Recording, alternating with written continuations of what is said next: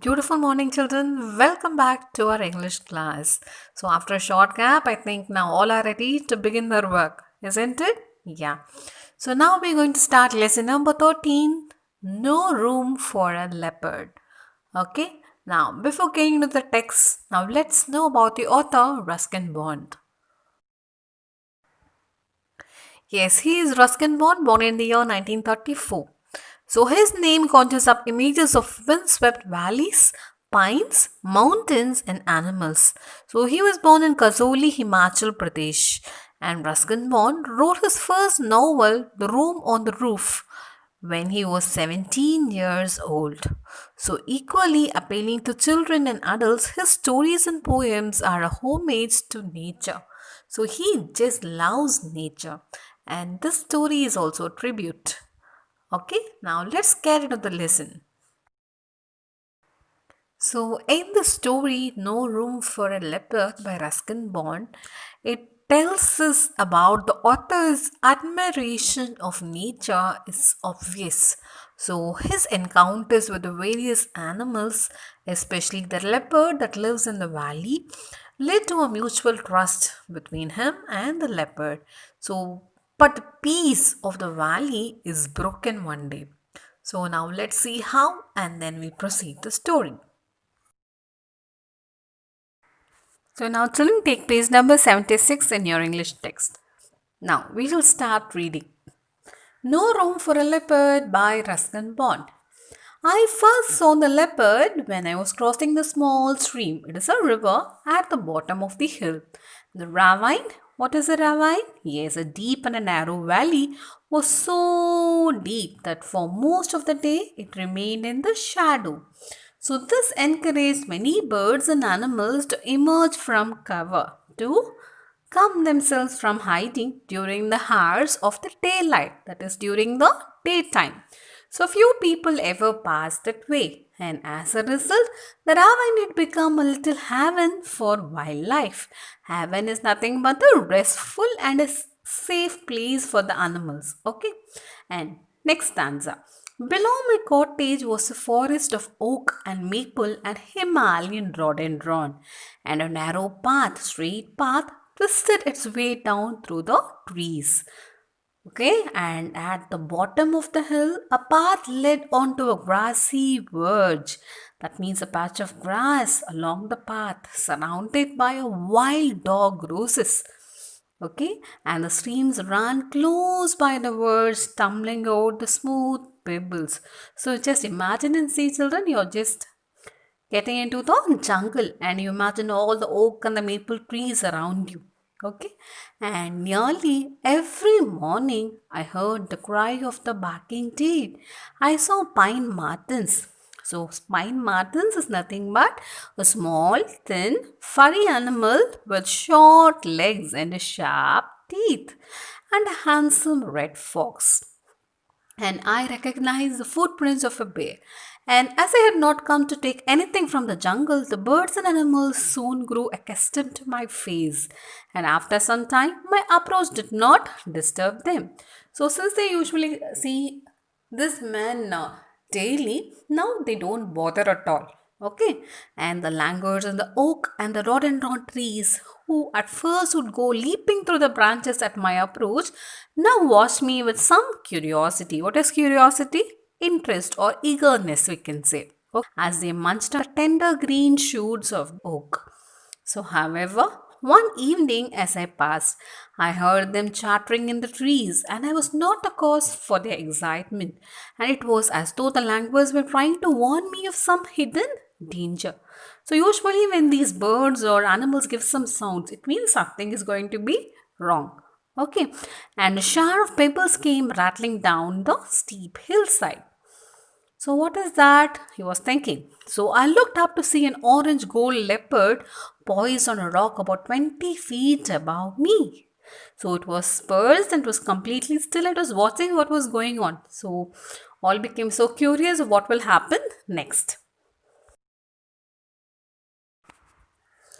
Yes, now it was not looking towards me but had its head thrust attentively forward in the direction of the ravine. So it must have sensed my presence because it slowly turned its head and looked down at me. Who's looking down, children? Yes, the leopard.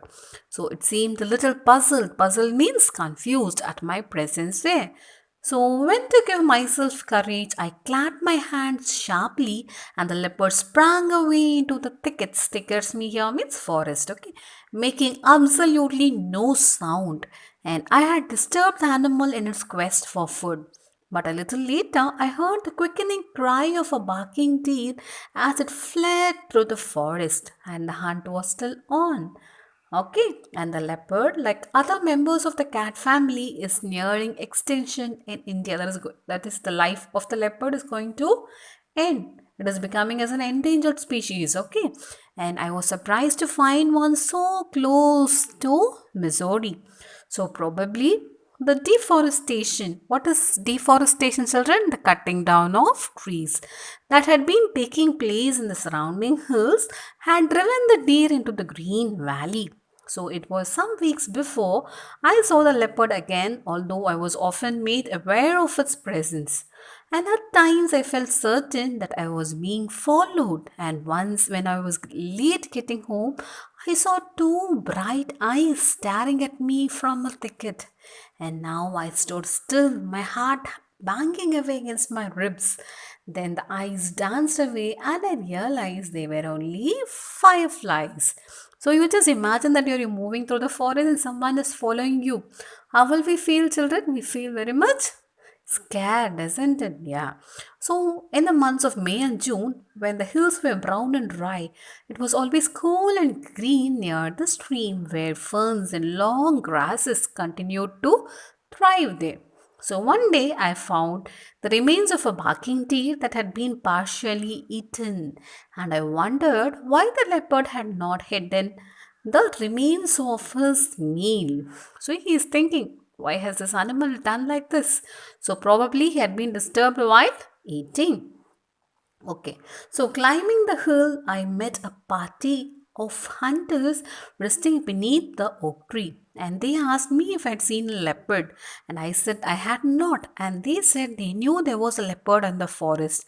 And the hunters had seen the carcass of the deer and the leopard's pug marks. And they kept moving to the forest. Now, page number 78.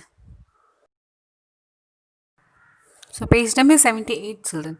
So, almost every evening I heard their guns banging away, for they were ready to the fire at almost everything what they found in the forest. So, there's a leopard about, they told me, and you should carry a gun. I don't have one, I said. So there were fewer birds to be seen, and even the langbirds had moved on.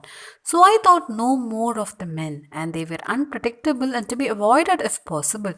So one day after crossing the stream, I climbed Paritaba, a bleak scrub covered hill where no one lived. And this was a stiff undertaking. That means a difficult task because there was no path to the top and I had to scramble up with the help of rocks and roots. And at the top was a plateau. What is a plateau, children? We have learned already in social. What is a plateau? Yes, it is a highland with a round top. Okay, and with a few pine trees there and their upper branches catching the wind and humming softly. And there I found the ruins of what must have been the first settlers, just a few piles of rubble now overgrown with the weeds, sorrel, it's a kind of plant, and dandelion. This we all know, which we used to play by blowing in the air, isn't it? And the nettles. So nettles also, it is a plant with the jagged leaves. So as I walked through the roofless ruins, I was struck by the silence that surrounded me. And the silence was so absolute that it seemed to be shouting in my ears, where there was something else of which I was becoming increasingly aware, the strong feline odor of one of the cat family. Okay, so someone belonging to the cat family was there. Order means smell. Okay, and I paused. Paused means I stopped and looked about. and I was alone, and there was no movement of dry leaf or loose stone, and the dunes were, for the most part, open to the sky. Their rafters had collapsed and joined together to form a low passage like the entrance to a mine. And this dark cavern, what is a cavern? It is mother large cave seemed to lead down, and the smell was stronger when I approached the spot, so I stopped again and waited there, wondering if I had discovered the lair of the leopard. Your lair is nothing but a place where a wild animal hides, or it is taking rest in that place, okay? And I wondered if the animal was now at rest after a night's hunt. Perhaps it was crouched there. Crouched means sitting. Okay. So in the dark, watching me and recognizing me as a man who walked along in the forest without a weapon. And I like to think that he was there and that he knew me and he acknowledged my visit in the friendliness way by ignoring me altogether. So I did not venture any further. That means I was not there to go any further. So I did not seek physical contact or even another glimpse of the beautiful creature springing from rock to rock. And it was his trust I wanted, and I think he gave it to me. But did the leopard trusting one man make the mistake of trusting others? It is a big question mark. So, because next day, coming up the path of the stream, shouting and beating the drums were the hunters, and they had a long bamboo pole across their shoulders and slung from the pole, feet up, head down, and was the lifeless body of the leopard. So, it had been shot in the neck and in the head. We told you there was a leopard, they shouted in great and good humor. Isn't he a fine specimen? They asked. Yes, I said, he was a beautiful leopard. I walked home through the silent forest. It was very silent, almost as though the birds and animals knew their trust had been violated. And I remembered the lines of a poem by T.H. Lawrence. And as I climbed the steep and the lonely path to my home, these words echoed in my mind. There was room in the world for a mountain lion and me.